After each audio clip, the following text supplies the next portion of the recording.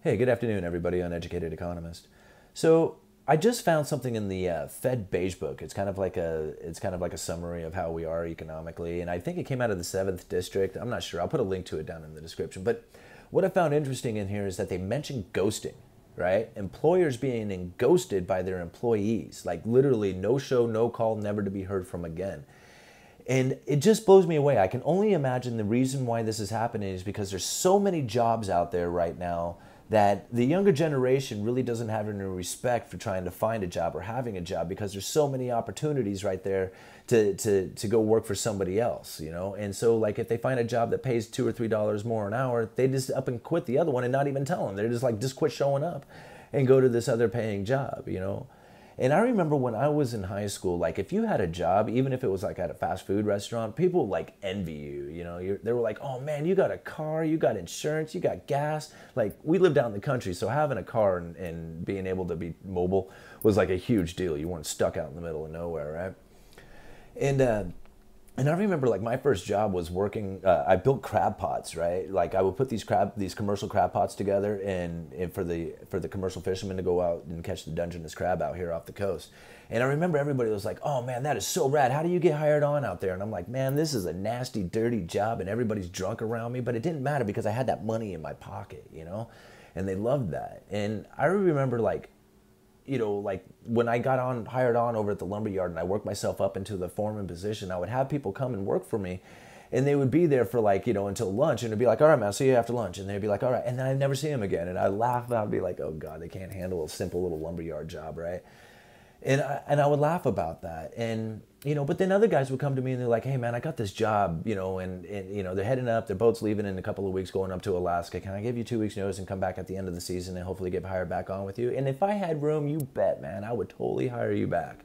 But if you just up and quit, don't bother. Don't bother coming back and seeing me, man, because you leave your employer hanging. You have no respect for him. If you have no respect for your employer, you have no respect for your job. You have no respect for yourself.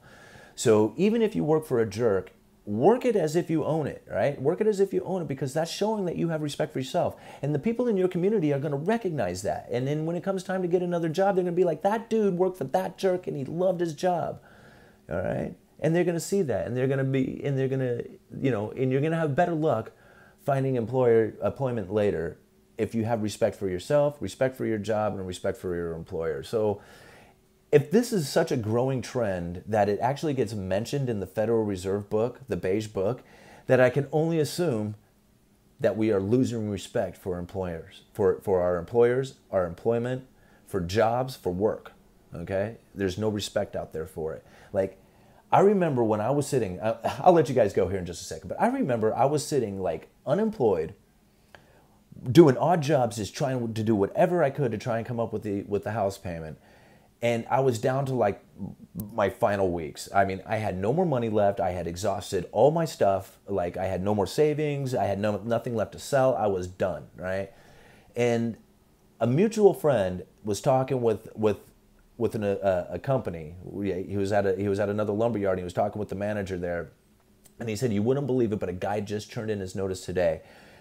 Go down and tell him to come down and see me," right? And so a mutual friend come down. He says, "Hey man, the manager down there at that lumber yard that we know, he says you should go down and talk to him." And I couldn't believe it. I went down there, I talked to him, and sure enough, in the middle of this recession, this guy gives me a job.